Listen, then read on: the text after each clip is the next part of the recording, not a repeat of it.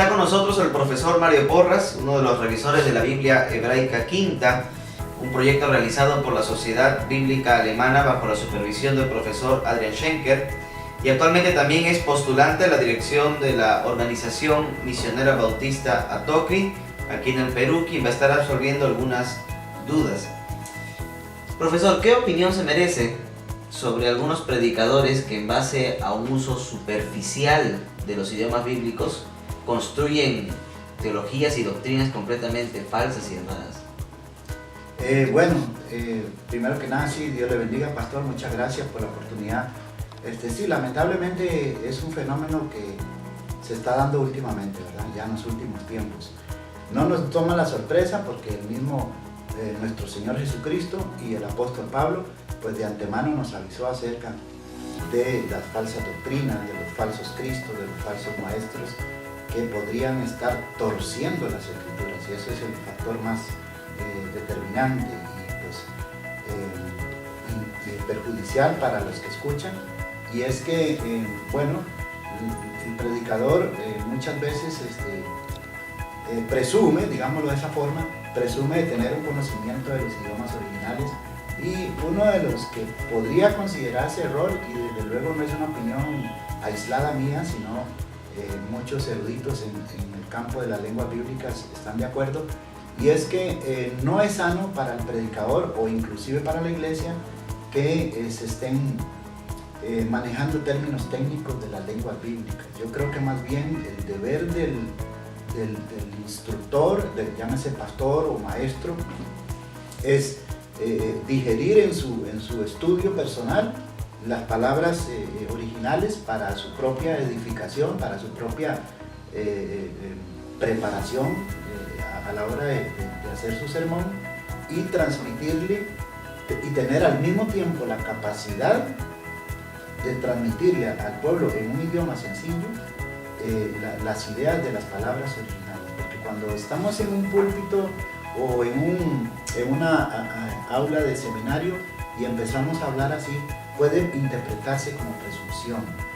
Y desde luego, Pastor Abraham, es triste ver cómo de un vocablo hebreo o de un vocablo griego se ha sacado una enseñanza que definitivamente, evaluando la Biblia hebrea o el Nuevo Testamento griego, nos damos cuenta de que es un graso error, que es una interpretación incorrecta. Y estas interpretaciones por lo general son deshonestas, porque surgen de un predicador que a su vez ha recibido eso de otro predicador, o bien sea en su fuente de información los medios de comunicación, las redes sociales, y entonces de allí ha copiado que la palabra que está en este pasaje es tal palabra y es del hebreo tal. Entonces eso ha sido una información que, debemos ser honestos, no es una información que ellos han estudiado propiamente, sino que la han copiado de otros predicadores o la han escuchado por ahí en la televisión o en internet. Entonces, de viaje se nota que no es una investigación honesta, no es una investigación autodidacta de ellos mismos, sino que han tomado información y la han transmitido, y esa información, conforme se transmite de boca en boca, se va corrompiendo, ¿verdad? Se va haciendo cada vez más mentira que verdad. ¿No sería serio coger simplemente uno o dos léxicos hebreos y ya construir una doctrina en base a eso? Definitivamente no, más bien es peligroso. O sea, las lenguas bíblicas deben acercarnos al sentido original de la palabra del Señor. Si empezamos a formar doctrinas, bueno, es que no se pueden llamar ni doctrinas, ¿verdad? Podríamos decir corrientes de pensamiento basadas en vocablos griegos sin tener, porque pastor, una cosa es saber leer hebreo, arameo y griego, y otra cosa es especializarse en el idioma que fue escrita la palabra del Señor. O sea, esos vocablos, esos pasajes que están en el idioma original deben tocarse con sumo respeto, con suma reverencia, con temor de Dios, y por supuesto con todas las herramientas académicas que tengamos disponibles, con seriedad y con reverencia. Entonces, pero si usamos, por ejemplo, un diccionario básico de lenguas bíblicas, así, y con eso nos sentimos ya que vamos a enseñar, a hacer una exégesis para nuestros oyentes, pues estamos más bien propensos a desviar en lugar de orientar. Bueno, hemos escuchado de predicadores que han mal utilizado el término Shaddai, ¿no? Inclusive se habla de la gloria Kabod como la gloria de la prosperidad. Y hoy en día hay una corriente muy fuerte que es la doctrina o la enseñanza de la diosa madre, en base a tomar Elohim de manera literal, para decir que fueron los dioses o la versión masculina y femenina la que dijo hagamos al hombre, por eso aparece varón y mujer, ¿no? Entonces, ¿qué opinión ameritaría ello? Bueno, es obvio de que ahí, pastor, se está obligando al texto a decir algo que no lo está diciendo. Y eso es lo contrario a la hermenéutica. Ahí tenemos problemas cuando nosotros... hay dos palabras clave en el estudio de la Biblia, o herramientas clave. Una es exégesis, que es sacar del texto bíblico información de los idiomas originales, y la otra es eisegesis, que es que nuestro pensamiento lo tratamos de introducir en la Biblia, es decir, que tratamos de obligar a la Biblia que diga lo que nosotros concebimos. Y entonces ahí se inicia la falsa doctrina, ahí se inicia la doctrina de demonios, cuando nosotros, pecadores, tratamos de obligarle al texto que diga lo que a nosotros nos parece que es lo que dice. Entonces, en el caso que se oye ahí, ¿verdad? No hay que ponerles atención, no hay que tenerles temor, como dice la Escritura en Deuteronomio, no les tengan temor de ese falso profeta o esa falsa enseñanza, porque en realidad no tiene nada que ver con...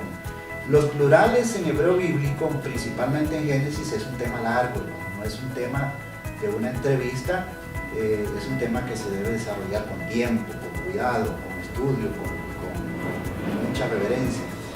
Pero si lo hacemos sencillo, tenemos que reconocer que en español la palabra hagamos es dos o más, es decir, pueden ser, no necesariamente dos. De hecho, en hebreo bíblico existe el número singular, el número plural y el número dual, cuando son cosas dobles, por ejemplo, los ojos, los orificios de la nariz, los oídos, esos son números duales. Entonces, en el caso de, me imagino que Génesis por ahí, ¿verdad? Hagamos al hombre a nuestra imagen y semejanza. Eso pues es plural, pero no podemos decir que es un plural de dos personas o un plural de tres personas, es simplemente dos o más, lo contrario a singular. Entonces, habría que investigar con el contexto. Bueno, primero que el Señor nos ayude, ¿verdad? Nos ilumine en ese sentido e investigar y no forzar al texto a decir, bueno, ahí está, ve, hagamos, ahí hay tres o ahí hay dos. No, lo que hay es un plural que pueden ser de 2 a 100, a 1.000.000, a 500, o sea, es un plural. Entonces quiere decir que si la parte femenina de Dios y Dios masculino en base a esa doctrina falsa hubiera hablado en Génesis 1, 26 o 28, entonces sería una estructura hebraica dual, no plural. Bueno, sí, no necesariamente, pero por lo mínimo, mi hermano, debería aparecer ahí la palabra número 2. Para entenderlo así. Para entenderlo así. Es obvio de que son doctrinas de demonios, son espíritus inmundos que están ya en los últimos tiempos confundiendo a la gente, pero yo quiero hacer un llamado de un segundo o dos a las personas también que nos están oyendo, y es que huyamos de ese tipo de enseñanzas, porque si estas enseñanzas prosperan, porque hay muchas personas que les agrada estar escuchando esas cosas. Pero fábulas, si estas, exactamente, fábulas judaicas, doctrina de demonios, falsas enseñanzas, pero ¿qué pasa? Siempre hay un público que anda detrás de eso. Entonces, mi recomendación sería, pastor, en este momento es